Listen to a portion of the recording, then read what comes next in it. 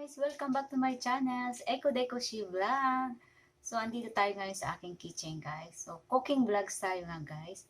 So, gagawa ko, guys, ng tikoy version of kay Rose. And gagayahin ko, Rose, yung recipe sa tikoy. Pero, yung aking ingredients ay Japan ingredients. Siguro, parehas lang naman to. So, naka-ready na siya, guys. Ito, butter and sugar and cheese and then condensed and evap milk.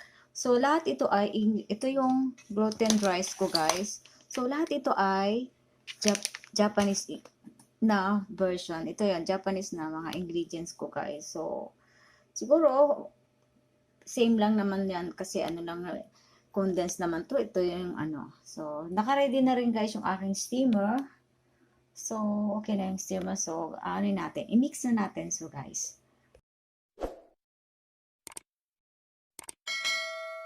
I-mix natin yung evap. Unahin natin yung evap.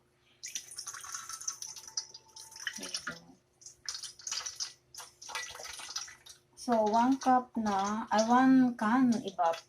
So, lahat ubusin natin to.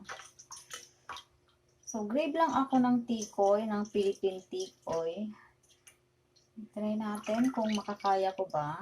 Yung version ni Rose. Ayan, gayahin yung kinuha ko lang version to. And then, mix natin to. Then, lagay ko na rin yung sugar. Half cup na sugar.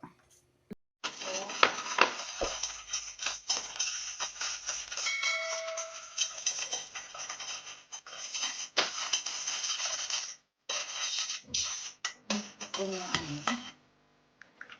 Pag okay yun.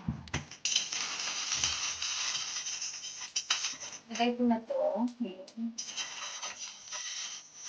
Condense. Ito.